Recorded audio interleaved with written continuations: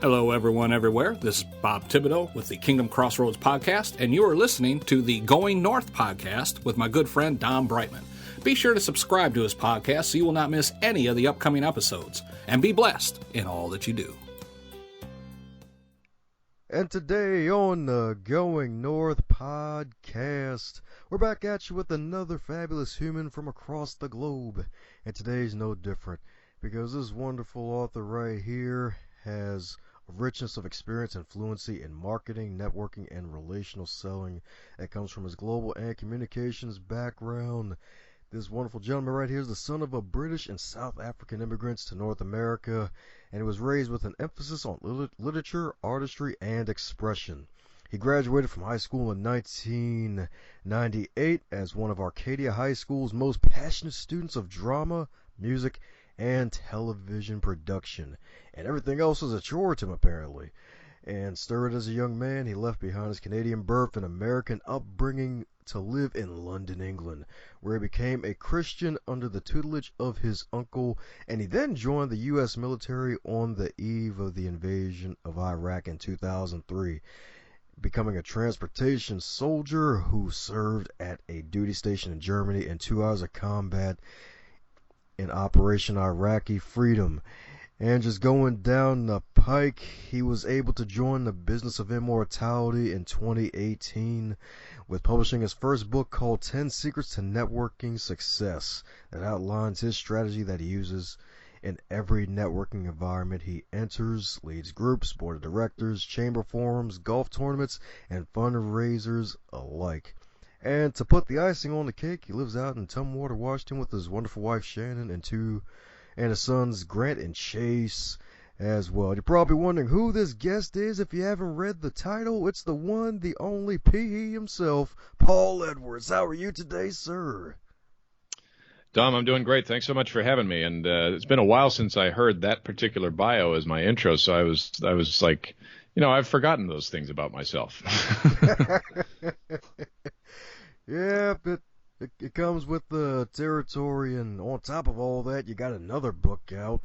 Business Beyond Business. That's right. That's my international bestseller on Amazon, and it's kind of like a much improved version, if you will, of 10 Secrets to Networking Success.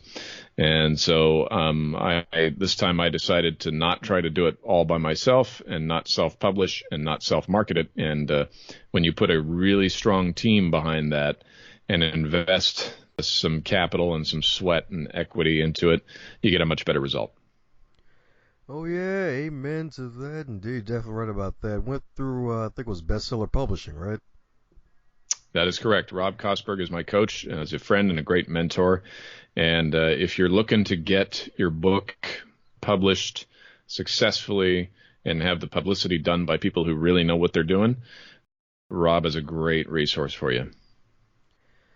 Oh, yeah. Funny enough, actually had another author published under the same company, Michael Botts. He actually had him on your podcast a few weeks ago, too, I noticed. Mm-hmm. Yep. Mike is a great guy. We had a fantastic interview, him and I. Oh, yeah, that's right, indeed. And thanks a bunch for your service, too. Always got to thank those who serve the country well as well. My pleasure. Yes, indeed. Well, as with all introductions, as long as that was, there was still more I forgot. So mind filling in some cavities where I missed some dental fillings? And tell us a bit about yourself. Oh, that part, yeah. Well, I want to put it in the context of going north, since we're on your show here, Dom. And I actually like that because to me it represents getting better, improving, and refining, and shedding away a lot of the negative stuff that we accumulate over a lifetime, really. And I have story after story of that. And so I'll put it this way, that at a young age, in my late teens, early 20s, I was living a very destructive lifestyle. Not destructive outwardly, destroying property, that kind of thing, destroying people, but I was self-destructing. And I was very, very fortunate to come into the constant companionship of a mentor, a much older man who took me almost like a son. It was like a Tuesdays with Maury, except it was 7 days a week with Maury in my case. Um,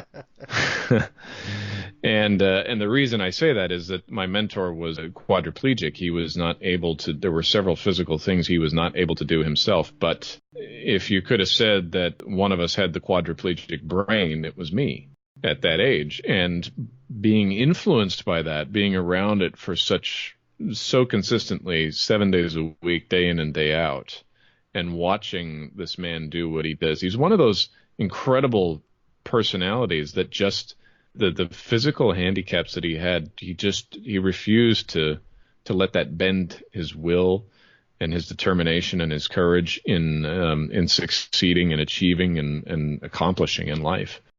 And it had a profound effect on me. As I moved into full adulthood, and particularly in the military, I went in much better equipped at understanding the power we have as human beings to consistently choose to fight against the laws of entropy, to consistently work and also to surrender ourselves to process and teaching, even if it was from people that we personally wouldn't have preferred to have as our teachers. Because you get plenty of those in the military. You get plenty of people that you work for and you don't particularly like their leadership style. But what I found was that if I was willing to submit and let go and learn from the process, I always came out on top. I always came out the better man because of it. And then when I left the military, and particularly when I went into the private sector in sales and marketing in the insurance business, I started to discover mastermind groups and coaching.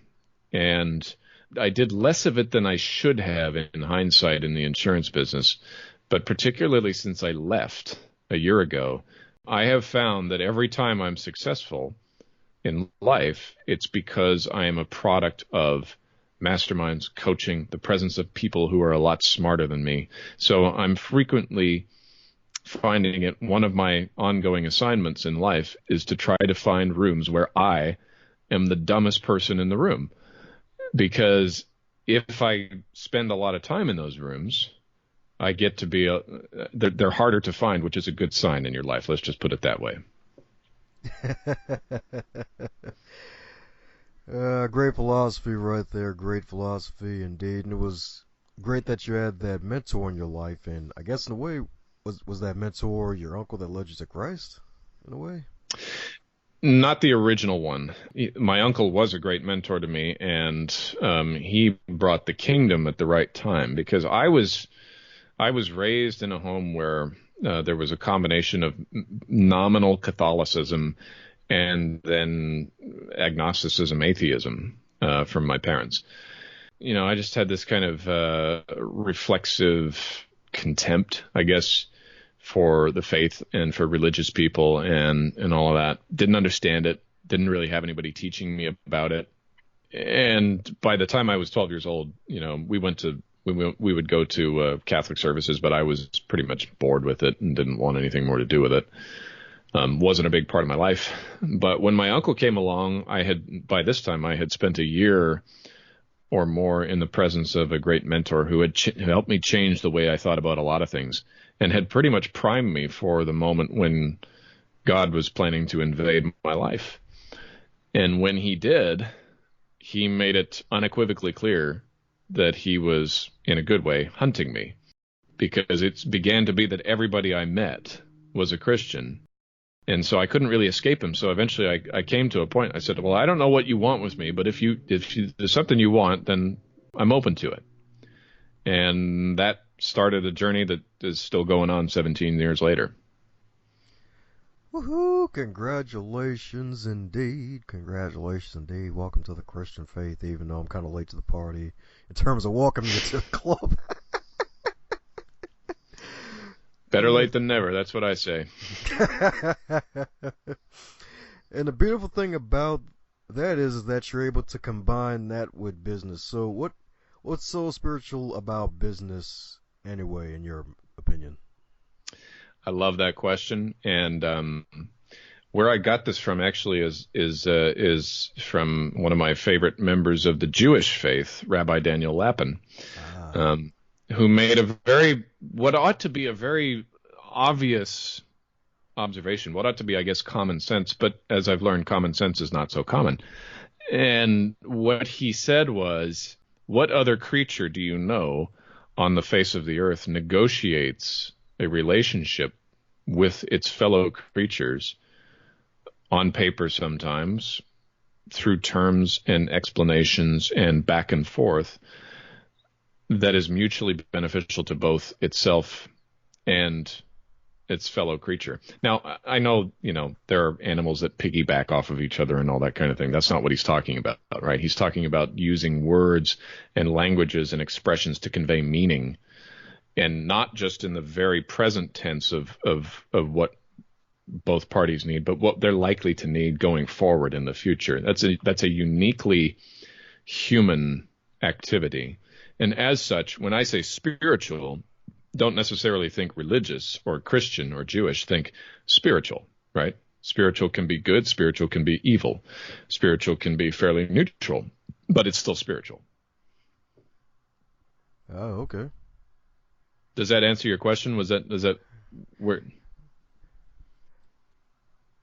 Seems kind of, wouldn't say strange, but in a way, I guess it comes from like an energy perspective, like spiritual energy in a way, like, I guess kind of like with positive energy, kind of like with gratitude, bringing like positive energy into your life, and then in a way being grateful for what you have, and then sharing that positive energy with like transactions or whatever, and just coming in with like a cheerful, helpful spirit with others when you're like interacting and networking, all the other good stuff. So I'm guessing it kind of makes sense in that way, if that's what you're going with that one. Yeah, I mean, in other words, it's not a purely natural activity, right? It involves, in order to do it, you have to have the degree of sophistication that God has given us. You can't negotiate a business deal with a dolphin, in other words. As intelligent as they are, you can't say to a dolphin, well, let's sit down and draw out a contract here. The dolphin doesn't give a rip, right? The dolphin just wants to swim and go, it doesn't care. That's what I'm trying to illustrate. And forgive the absurdity of the example, but that's what I mean. In that case, it makes perfect sense. Yes, indeed. Maybe I nerd out on this stuff a little too much. I don't know. Hey, we're all for nerds here. Yeah. Nerds gave us iPhones, so. Exactly. I like it. Yes, indeed. Yes, indeed. And to go even deeper about it, you actually mentioned how that there's actually a possibility of radical generosity in relationships as well, with folks. So sorry, I talked over you there. What did you say? Go ahead and talk about that. Oh yeah, go on ahead. That's right. Okay. Well, what I've learned through 6 years in the insurance business here in Olympia, Washington, where I live, is that the first thing that strikes you if you come to the Northwest, Dom, is there's this kind of what appears to be an aloofness, kind of a coldness from people. They're very polite, but they want to keep their distance from you. It's a weird cultural phenomenon here. And people who are not from around here usually notice it quite quickly. People who live here think that's just the way that things are done. And the way that I began to develop a lot of really good friendships living in the Pacific Northwest was through business networking. And because that gets pushed to the side temporarily while we're all in a meeting where the purpose is to meet people and get to know each other. Out of that, I began to verbalize and write down and categorize a whole bunch of different tactics, rules, if you will, that I found worked really well in doing this systematically and intentionally, to the point that I was able to basically generate referral business in my sleep, right? Not really doing anything. I just I made friends and good relationships with so many people that I basically had an unpaid sales force at my disposal. And as I was thinking about this, I said, I could almost do this in any environment, even if I was working, we're the seat of state government here as well. It's the capital of the state. Even if I was working as a bureaucrat, I could do this. Back in the military, I could have done this. When I was getting my degree from Pacific Lutheran University, I could have done this. And in some cases, I did without knowing it. It's only been since I've understood what I was doing that I began to say, this could work for just about anybody. I mean, it doesn't matter what the context is. These principles are universal. And if you apply them in your interactions with your fellow human beings, sooner or later, even if you not among a group where there's a whole lot of people likely to reciprocate, there's always going to be at least a few. And you're going to be able to form quality relationships with those people. And over time, you're going to begin to create a culture that is infectious for other people, that they want to be a part of because of its generosity and its mutual exchange and all of that. So even if you're not in business, if you look through these principles, you'll begin to see stuff that you can use. And in many cases, you don't even have to leave home. All you've got to do is take one step and go beyond the place where most people draw the line of how much they're prepared to give. That makes so much sense right there. It's like, I guess in a way kind of have your core values in place beforehand, and then making sure you have a good idea of where your non-negotiables are, so that way you don't break any boundaries with yourself or with anyone else in a way. Mm-hmm. Yep. Yeah. One of my favorite examples to offer to people is this simple phrase: be a magnet and not a pusher. Right.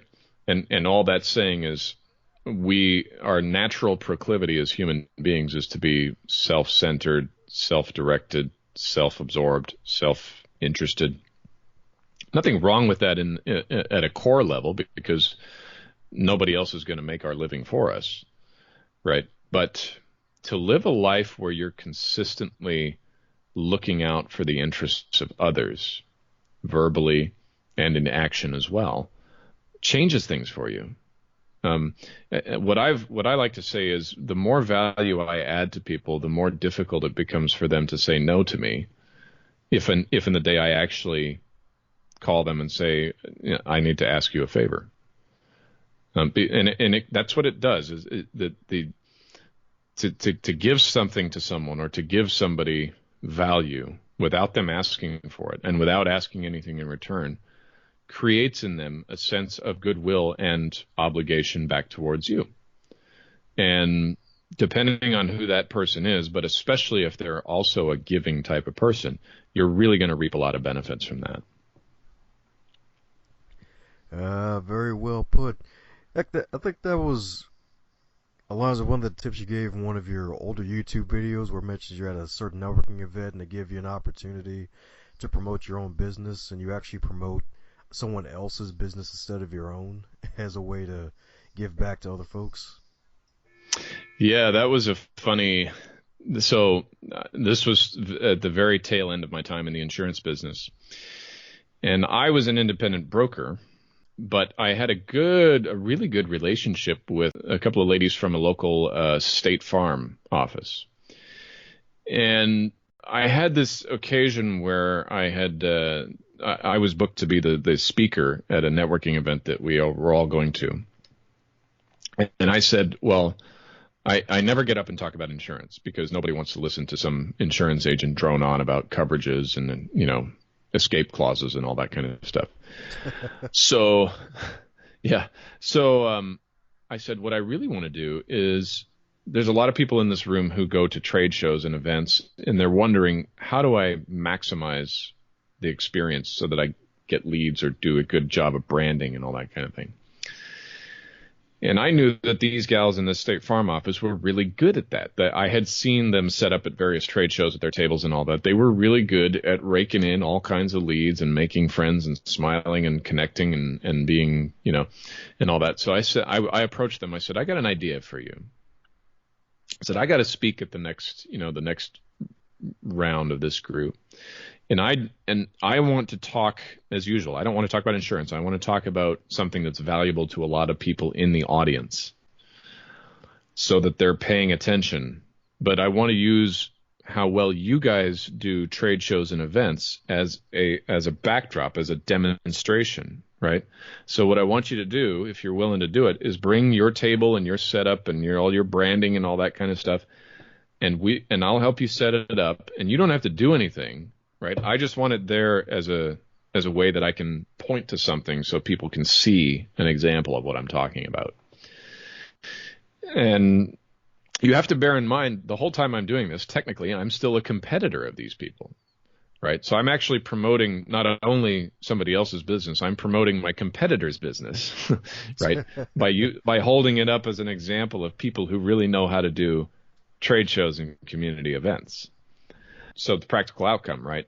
They get good exposure. They're very pleased at this. None of their competitors will ever do that for them. They were already sending me referrals. They started sending me even more referrals. But I was also promoting the content of the speech that I gave as part of my book, right? 10 Secrets to Networking Success. So I sold like 4 or 5 copies to people in the audience who raised their hand afterward and said, yeah, I'd like to buy a copy of your book and learn more. So it was a win-win-win-win-win. You know, you get 5 out of 5 stars when you do it that way. Oh, yeah, amen to that. Radical generosity in action right there. Yeah. Yes, indeed. Yes, indeed. And speaking of networking events, what will probably be the best question you would ask someone when they're just starting out with networking? They may not be used to networking. They just want to have a good place to start. Best questions? You mean like best advice that I would give them? Definitely, yes. Well, I'm going to say a couple things. If it's possible, this takes practice, and it's not really, if you're just starting out, it would be a hard thing to do. But I always encourage people to start their own. And I also encourage them not to call it a networking group. So a very practical example of this that I talk about in my book is for the last 5 years, I have organized a game of Texas Hold'em with cigars at a local shop that has a lounge out back. It's called Cigar Daddies, and they sell cigars, but they also have a lounge with flat screen TVs and very comfortable chairs, and they have poker tables set up back there. And by doing that, I turned myself into a facilitator. This is sort of almost a presaging my mastermind group that I'm building now, where I would invite all kinds of entrepreneurs, business owners, leaders. We had people from the city council show up to it. We've had county government people show up to it. We've had people from out of town come to it, people of all stripes. And it's just a friendly game of Texas Hold'em. We're not sharking each other. We're basically getting together for the opportunity to have FaceTime, get acquainted, and, share information, whatever, right? But I never branded it as networking. I branded it as come have a fun game of cards, smoke a cigar, and talk a bunch of nonsense. This has been by far the most successful in terms of the business that has been done over this table. And I just overhear it, right? I can hear one person talking to another saying, hey, I need you to come and help me with this. Or, hey, I'm talking to that person you referred me to last week, and we're going to do business. And it's just magic. So much better than any like chamber leads group, or those are important too. I'm not knocking those, but I'm just saying, if you can create some kind of experience where it is not branded as networking, but nevertheless networking takes place while it's happening, and you are the source and the organizer and the leader of it, you set yourself up to be in a really good position to learn how to start doing what I'm learning to do now, which is strategic partnerships, where you can actually make money by just connecting people. Absent of that's not necessarily what you want to do the very first time you're just starting out. So to answer your question there, to get back to the original question, what should people do when they first go out? This is the wonderful part about the way that I teach people how to build connections, because it is an introvert's paradise. right? So the majority of people in America would classify themselves as introverted, meaning they're not loud, boisterous people, who just are social butterflies and can talk to 100 people in a room and they just get more energy from doing that, right? That's the minority, the extrovert. But if you do it the way I do it, you don't need to hardly do much talking at all. Throughout my book, in a lot of the courses that I'm teaching, a lot of the one-on-one, the coaching that I offer, when people ask me this question, I say there's 3 questions you need to commit to memory, and you need to start asking them when you meet people. Because I've never yet encountered a person where I asked them 1 or sometimes 2 or sometimes all 3 of these questions that I didn't get a ton of. First of all, I didn't get a ton of conversation out of them, so I barely had to talk. And number 2, they told me all kinds of valuable information about themselves that I would never have got from them if I tried to sell them insurance or just make shallow chit chat like, what do you do? So you need to be a little bit more sophisticated in your conversation, but it's not a great deal of sophistication. It's just knowing the right questions to ask. These days when I meet someone, if I wait for the right moment in the introduction, as soon as we've exchanged names and all that, and I'll ask a question like, so tell me what's going really well for you in business lately. Where's it just swimming along and you're having a grand old time? That's question 1. And then you don't have to say much after that, because you'll get probably a couple of paragraphs of response from people. Oh yeah, I got this, and we just had this big old sale, made a bunch of money, and now we're acquiring this new equipment, and we're hiring a couple of new employees, and you'll get a lot of that, right? Especially in a good economy. The second question I ask then is, and this is the most important one. This is why it's in the middle. Is what's not going so well? What's the hardest part of your business right now? What's the most frustrating part? And this is actually a salesperson's tactic as well, because what you're doing here is inviting people to talk about their pain, their discomfort, their frustrations, the walls that they're running into. Now, when they start answering, this probably more than anything else is the point where you need to have a mental notebook going, or maybe even write some of the stuff down. Sometimes I've even said, would you mind if I made a note of that? Because I might know someone who could help you. But they get talking about their pain. Oh gosh, employee problems. Oh boy, payroll problems. I got regulation problems. I got the state breathing down my neck about this. Oh, I'm short. My suppliers are not pulling their weight and getting me enough. I can't get rid of my stuff fast enough, and the suppliers aren't coming through, and so I've got stuff on back order. Any number of things. Those are just generic business things, but a lot of times they'll have marketing problems. I don't know how to get my product in front of enough people. I don't know how to get my message straight. I don't know how to, tell the marketplace what I do. And you just make a little note of this, and you're sympathetic. But then, as you're doing this, as you keep doing it, as you're consistent, you will start to build up a huge Rolodex of people that you can connect these people with to begin solving those problems. And that's where you become the broker of strategic partnerships. And then the last question I say is, what are you looking forward to? And that's just to, we've been talking about pain. That's just to try and bring it up on a positive note again and get people thinking about, I got a vacation coming up. I'm playing in a tournament. It's our 25th anniversary coming up. Kids are graduating from school, whatever it may be, right? Just to get them back on a positive note. Nice. In a way, almost like a triangle in a way. It's like, you start off at point number 1, then you go high for the pain. All right, this is where I can find out how I can help, and then just go back down and complete the third point. It's like, all right, this is what you're looking forward to, and then it's like, get them on looking forward to the future, ending it off on a high note. That's really powerful right there.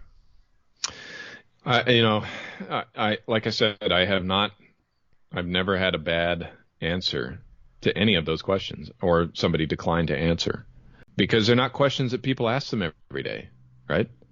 And therefore it's not answers they get to give, and you give people an opportunity to talk that much about themselves. They will like you. They will say, this guy is different, this gal is different. They're not just shallow chit chat. Yep, that's true, because it's like once I remember asking one person, like, what do you do? And it's like, what? Like, you really just asked me that?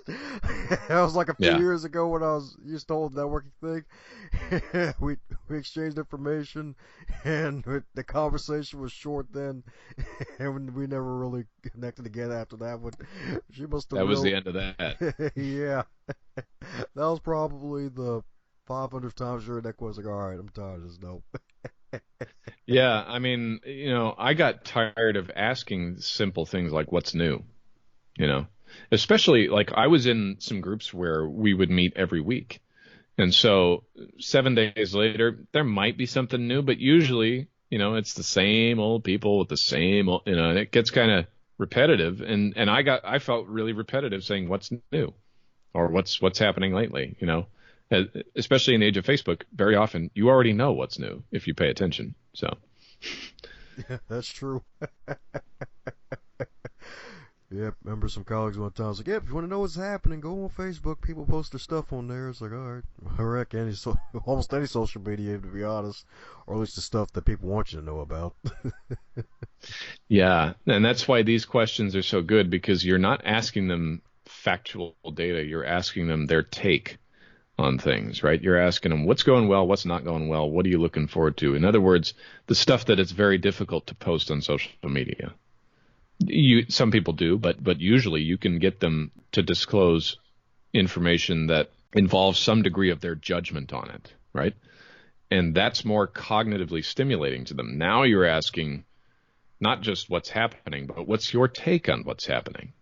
What do you think? How do you feel about XYZ going on in your life? Totally different ballgame. Definitely right there. And that's real. That's really powerful right there. It's not fact finding. It's actually getting their take on it. It's like, wow, that that, Mm-hmm. that is a great spin on that. That is a great spin for the better.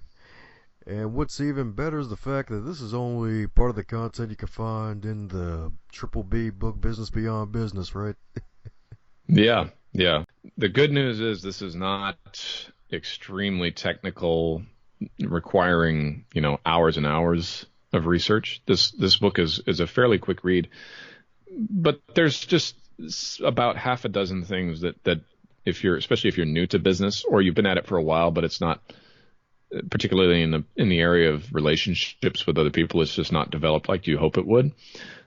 These are some things that you can begin to look at and say, okay, how could I apply this to my business? Oh, yeah, that's right. Because everybody's looking for new applications in a way. Well, not just apps on the phone, but like stuff they can Yeah, actually apply in a business and in their life that's actually useful and actually breaks through all the noise that's out there. yeah, yeah, exactly. Yes, indeed. Yes, indeed. So, with all the wonderful networking and all the stuff that you do to stay afloat and soar in the world, I'm pretty sure you have a powerful morning routine. So how does your day usually start? Is there like a set preparation routine, like meditation, affirmations, or something that you do to start off your day?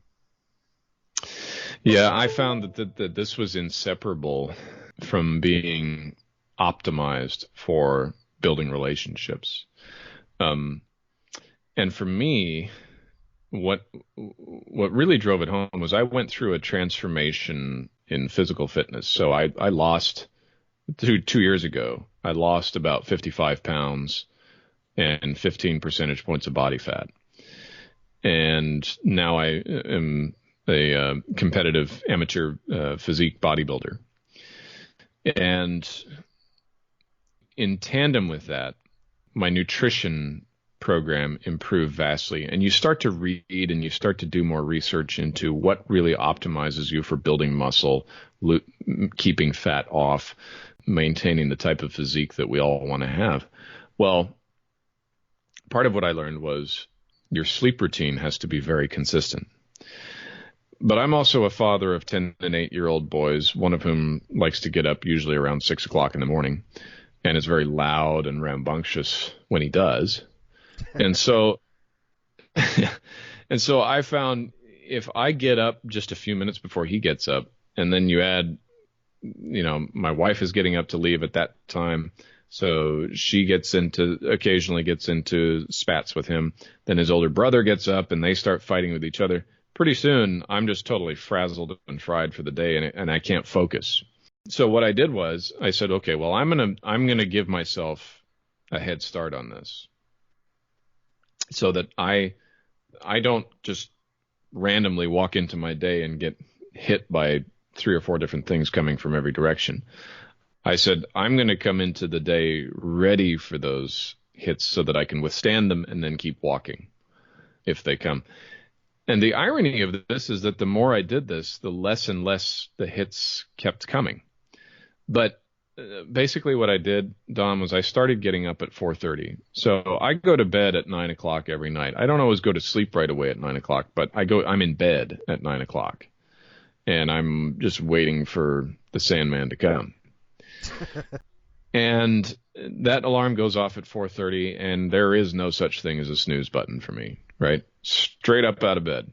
Doesn't matter if I feel like it or not. Most mornings these days I feel like it. I sleep extremely well because of my nutrition and my exercise. My body's is ready to conk out and rest, and it wakes up feeling wonderful, and it tells me it's feeling wonderful.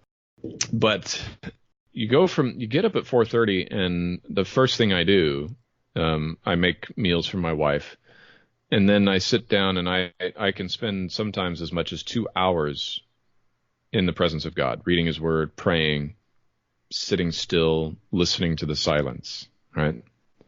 And that does something to your soul, does something very positive to your soul. You talked about meditations, affirmations. I mean, that's pretty much what my meditation and Bible study and reflection and prayer time is. And so then my kids get up, and I go through the motions of getting them off to school or off to camp or whatever it is now in the summertime. But then I come back, and I work out of my home, so I have the house to myself, and it's quiet and it's peaceful. And sometime, usually before lunchtime, usually around the 10 o'clock spot, I'll work for a little while. I'll write copy or emails or record an episode or something like that. And then it's off to the gym. And I train 6 days a week, 5 to 6 days a week. And it's just a very, very consistent, habitual way of life for me that has proven to give me all day energy. Usually I need about 30 minutes of a nap at some point during the day, but then that lasts me until 9 o'clock the following night. And I'm well rested and energetic and much more capable of dealing with the challenges that life throws at me. Oh, yeah, that's right. That Head Start indeed. That's right. Not just the Head Start Learning Center either. That's right. Yes, indeed. Head Start indeed. That's awesome right there. It's like you just have a powerful morning routine and then just reading the Bible. Out of curiosity, is there a favorite book out of the Bible that you prefer out of the others? Since there's like so many of them. I will say that increasingly I'm finding a lot more buried treasure in the major prophets of the Old Testament these days than I used to. So Isaiah, Jeremiah, Ezekiel, those books. I love Hebrews in the New Testament. I love John's Gospel and John's letters. But, then there's a bunch of names there that I could leave out that the next time I read them, they'll just be dynamite for me. There'll be something in there, and all of a sudden next year, if you were to ask me the same question, it'd be a completely different set of books. It's like that. The Word of God is like that. It's constantly in motion, just like we are. Definitely true that indeed. I mean, so many books of the Bible and so much wisdom in all of them. Especially when you reread other books, like, oh shoot, I didn't pick that up the first time I read it. It's like, oh, okay, and then just go back and keep finding the buried treasure. That's right. Mm-hmm. Yep. Awesome indeed, awesome indeed. Well, as with all magical gems and things, there's probably time travel as well. So if you're to wake up tomorrow and you're 25 again, but instead of back then you'd be 25 in 2019, what advice would you give to yourself? If I was 25 in 2019, I was 25 when I got married. So I would say invest in improving yourself. Invest in getting to know the truth about yourself. Invest in people who will tell you the truth about yourself.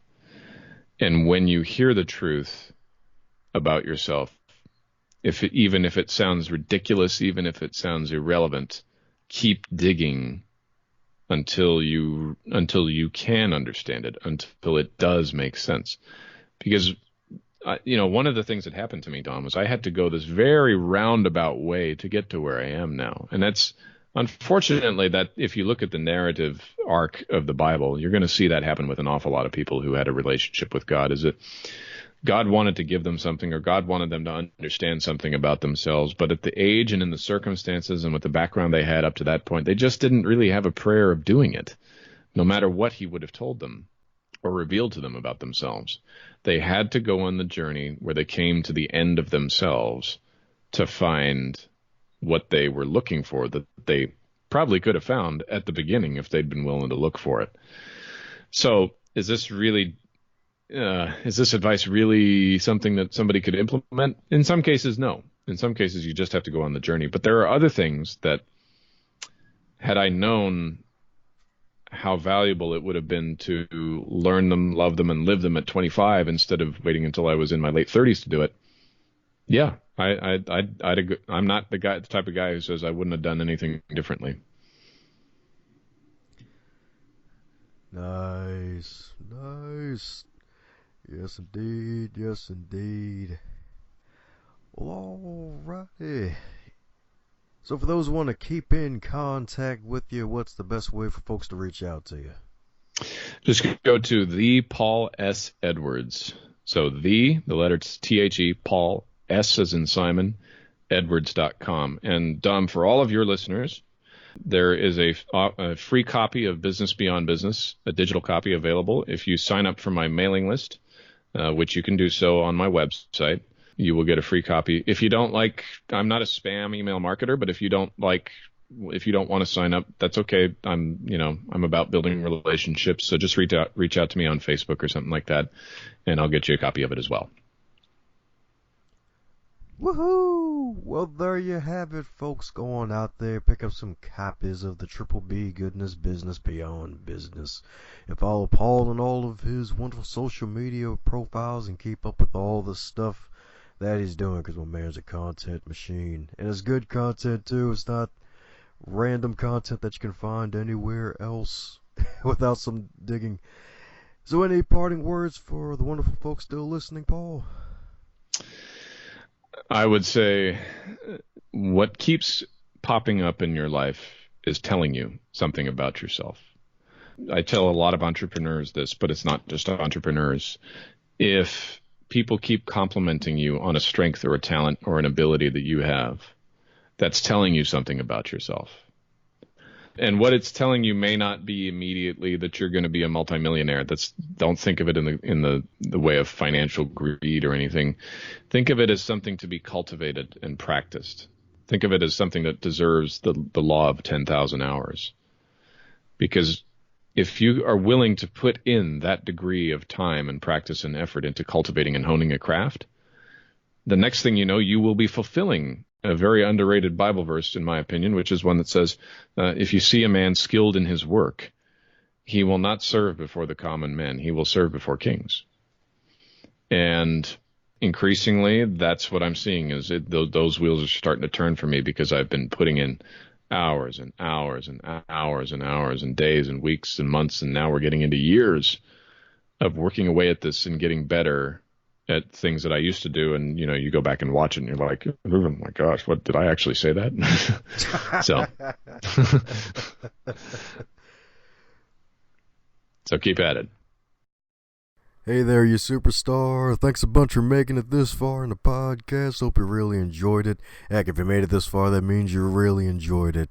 Be sure to shoot the guest an email or head over to the social media pages and leave them a nice response that you heard them on the Going North podcast, so that way they can continue to be inspired to do great things. And be sure to share this podcast with others that you think would enjoy it as well, because we want to inspire as many people as possible to live their dreams, embrace them, and to do something positive.